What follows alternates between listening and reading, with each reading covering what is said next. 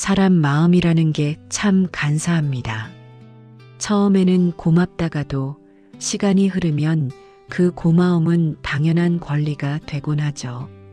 저에게는 아들이 하나 있습니다.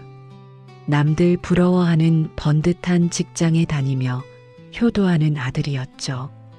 저는 아들이 취업하던 날부터 입버릇처럼 말했습니다.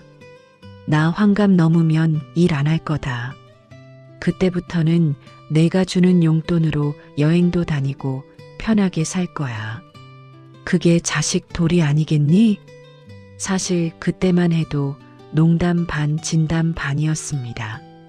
하지만 세월은 화살처럼 흘러 제 환갑이 찾아왔고 저는 정말로 일을 그만두었습니다. 그런데 아들은 선뜻 용돈 이야기를 꺼내지 않더군요. 한 달, 두 달. 기다림은 서운함으로 바뀌었고 결국 저는 아들을 앉혀놓고 따져 물었습니다. 너 취업할 때 엄마가 한 말 잊었니? 내가 너를 어떻게 키웠는데 이제 와서 입 싹 닫는 거야. 아들은 곤혹스러운 표정을 지으며 잠시 침묵하더니 이내 고개를 끄덕였습니다. 알았어. 엄마 매달 100만 원씩 보낼게. 그날부터 제 통장에는 매달 1일이면 정확하게 100만 원이라는 숫자가 찍혔습니다. 친구들 모임에 나가면 제 목소리가 가장 컸습니다. 우리 아들이 매달 100만 원씩 보내주잖아. 내가 일할 필요가 뭐 있어. 친구들의 부러움 섞인 시선은 제 자존감이 되었고 저는 그 돈이 아들에게 어떤 무게였을지는 단 한 번도 생각해 보지 않았습니다.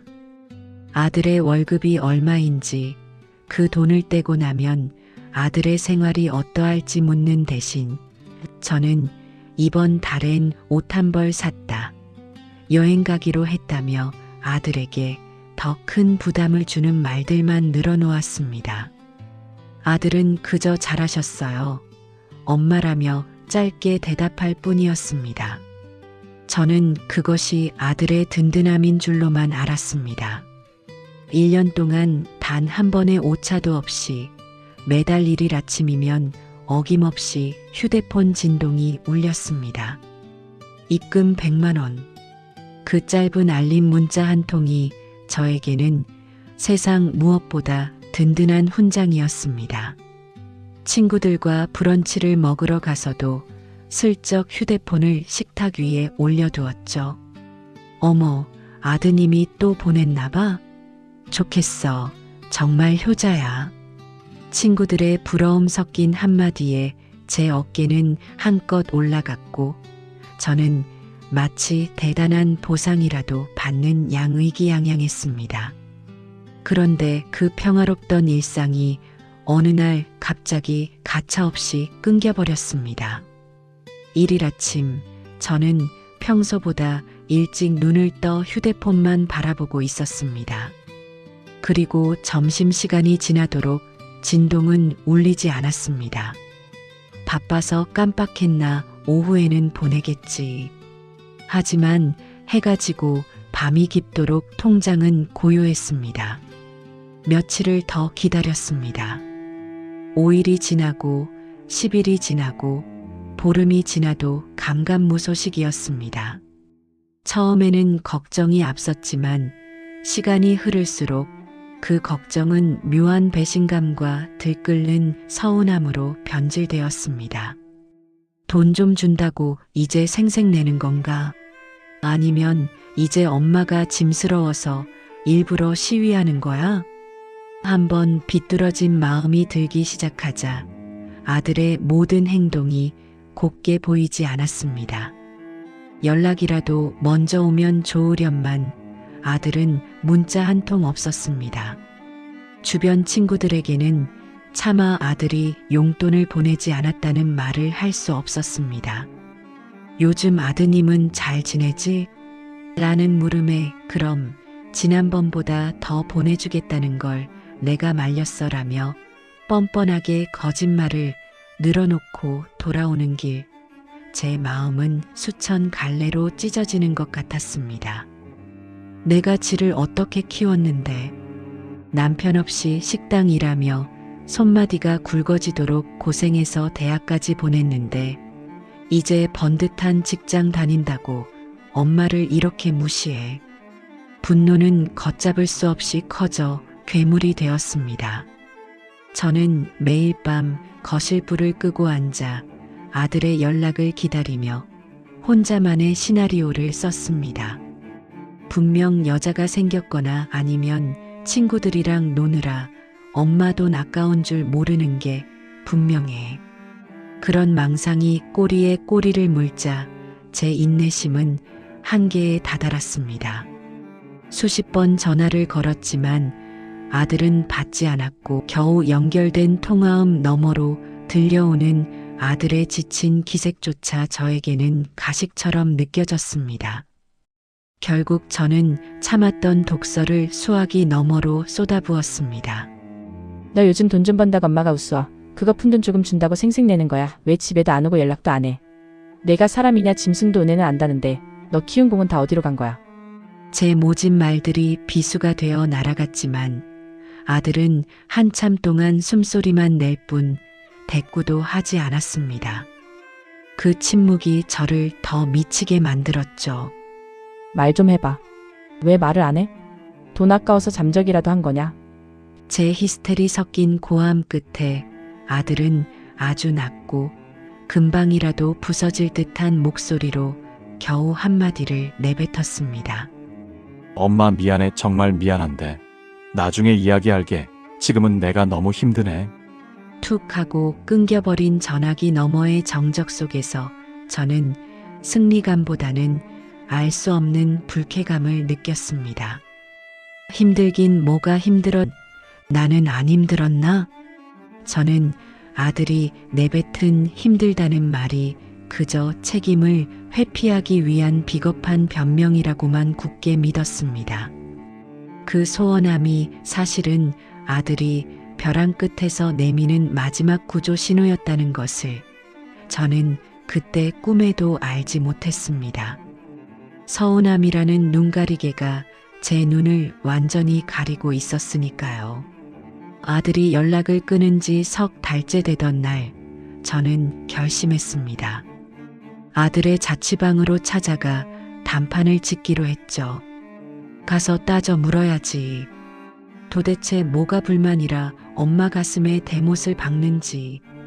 저는 비장한 각오로 아들의 오피스텔로 향했습니다. 하지만 아들의 집 앞에 도착했을 때 저는 눈을 의심했습니다. 문 앞에는 정체 모를 택배 상자들이 먼지를 뒤집어 쓴 채 쌓여 있었고 현관 손잡이에는 광고 전단지가 덕지덕지 붙어 있었습니다. 사람이 사는 집이라고는 믿기지 않을 만큼 적막했습니다. 관리실에 물어보니 그 집 청년 본 지 오래됐다는 답변만 돌아왔습니다. 퇴근 시간인 저녁 7시가 지나고 9시가 지나도 아들은 나타나지 않았습니다. 저는 아파트 단지 벤치에 앉아 밤바람을 맞으며 아들을 기다렸습니다. 그러다 새벽 1시가 넘었을 무렵 익숙한 체구의 한 남자가 배달용 오토바이를 타고 단지 안으로 들어오는 것을 보았습니다. 설마 했지만 오토바이에서 내려 터덜터덜 걸어오는 그 남자는 분명 제 아들이었습니다. 아들은 회사 업무가 끝난 뒤에도 쉬지 못하고 있었습니다. 낮에는 직장에서 상사들의 눈치를 보며 전쟁 같은 하루를 보내고 밤에는 잠을 쪼개가며 새벽까지 배달 일을 하고 있었던 겁니다. 무리하게 시작된 매달 100만 원이라는 약속, 그리고 회사 내의 갑작스러운 구조조정으로 줄어든 월급. 아들은 엄마에게 실망을 주기 싫어서 그 약속을 지키기 위해 자신의 건강과 시간을 통째로 갈아넣고 있었습니다. 제가 친구들 앞에서 자랑하며 썼던 그 돈은 아들이 목숨 걸고 빗길을 달려번 피 같은 돈이었습니다. 멀리서 지켜본 아들의 모습은 제 심장을 날카로운 칼로 도려내는 것 같았습니다. 밤 공기가 차가운 새벽, 아들은 오토바이를 길가에 대충 세워두고는 서둘러 편의점으로 들어갔습니다. 24시간 불이 밝혀진 편의점 창가에 서서 아들은 차가운 삼각김밥 하나를 뜯어 허겁지겁 입으로 밀어 넣었습니다. 목이 메는지 가슴을 툭툭 치며 생수 한 모금을 마시고는 다시 스마트폰 화면을 뚫어지게 응시하며 다음 배달지를 확인하더군요. 그 찰나의 시간조차 아들에게는 사치인 듯 보였습니다. 저는 그 뒷모습을 보며 전신이 마비되는 것 같은 충격을 받았습니다. 아들은 다시 낡은 헬멧을 눌러쓰고 오토바이에 올라탔습니다. 가파른 빌라촌의 좁은 계단을 숨가쁘게 뛰어 올라가고 무거운 배달 가방을 어깨에 맨 채 빗물에 젖은 미끄러운 길을 위태롭게 달리는 아들. 배달을 마치고 내려와 헬멧을 잠시 벗었을 때 드러난 아들의 얼굴은 이미 제가 알던 아들의 모습이 아니었습니다. 생기 넘치던 얼굴은 반쪽이 되어 있었고 눈 밑에는 깊은 피로가 짙은 그늘을 드리우고 있었습니다. 거칠어진 피부와 튼 입술을 보며 저는 입을 틀어막고 주저앉아 소리 없는 비명을 질렀습니다. 내가 무슨 짓을 한 거지? 내가 도대체 아들에게 무슨 짓을 한 거야? 과거의 제 모습들이 파노라마처럼 스쳐 지나갔습니다. 아들에게 용돈 100만 원을 건네받으며 당연한 듯 웃던 내 모습, 그 돈으로 산 옷을 자랑하며 아들에게 다음 달엔 여행 경비도 좀 보태라며 칭얼대던 무신경함, 그리고 아들이 전화를 피하자마자 은혜도 모르는 자식이라며 온갖 저주를 퍼부었던 그 악랄한 목소리들이 제 가슴에 화살이 되어 박혔습니다. 아들은 엄마에게 힘들다는 소리를 단 한 번도 하지 않았습니다. 자식된 도리로 약속한 돈을 주지 못하는 못난 아들이 되기 싫어서 그 무거운 책임을 다하기 위해 자신의 청춘과 건강을 통째로 이 밤거리에 쏟아붓고 있었던 겁니다. 엄마의 허영심을 채워주기 위해 아들은 직장에서 상사들에게 굽신거리고 퇴근 후에는 타인의 허기를 채워주기 위해 빗길을 달렸습니다. 아들이 헬멧 속에서 흘렸을 땀방울과 눈물이 얼마나 뜨거웠을지, 그 고독한 밤에 엄마의 독서를 들으며 얼마나 외로웠을지 짐작조차 할 수 없었습니다. 저는 아들이 벌어온 돈으로 친구들에게 거들먹거리는 가짜 행복에 취해 있었지만 아들은 그 가짜 행복을 지탱하기 위해 진짜 삶을 갉아먹고 있었습니다. 어둠 속에서 오토바이 엔진 소리가 멀어질 때마다 제 심장도 함께 내려앉았습니다. 자식의 등뼈를 휘게 해서 얻은 평안이 무슨 의미가 있을까요? 저는 아들을 향해 달려가 그 헬멧을 벗기고 당장 집으로 가자고 소리치고 싶었지만 차마 발걸음이 떨어지지 않았습니다. 제 이기심이 낱낱이 파헤쳐진 그 거리에서 저는 세상에서 가장 잔인하고 무지한 엄마였습니다. 아들이 짊어진 100만 원이라는 무게는 돈의 액수가 아니라 엄마라는 사람의 끝없는 탐욕이었음을 깨닫고 저는 밤하늘을 우러러보며 참회의 눈물을 쏟아내고 또 쏟아냈습니다. 그날 밤 집으로 돌아오는 택시 안에서 저는 흐르는 눈물을 닦을 생각조차 하지 못했습니다. 새벽새기 아들이 일을 마치고 집에 들어갔을 시간이라 생각해서 전화를 걸었어요. 저는 떨리는 손으로 아들에게 다시 전화를 걸었습니다. 신호음이 몇 번 가더니 잠기다 못해 갈라진 목소리의 아들이 전화를 받았습니다. 엄마 이 시간에 웬일이야? 무슨 일 있어? 미안해. 내가 내일 연락하려고 했는데. 아들은 그 와중에도 제 걱정부터 하며 사과를 했습니다.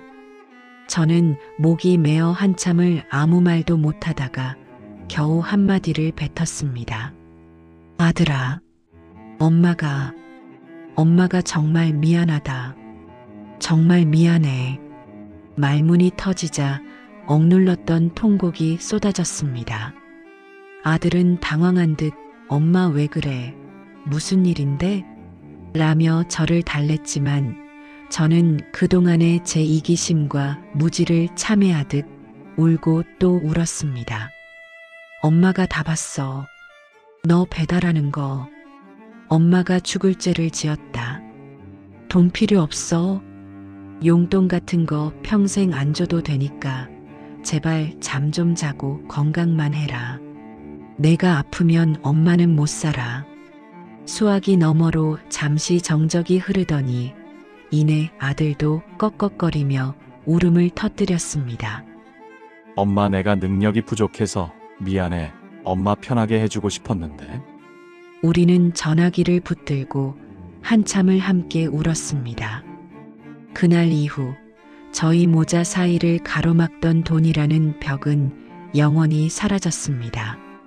저는 다시 소소한 부업을 시작했고 아들도 예전처럼 무리하지 않게 됐습니다. 그날 밤 처음으로 알게 됐습니다. 가까운 사람일수록 말하지 않는 마음이 더 많다는 걸. 그리고 그 마음을 너무 늦게 알게 된다는 것도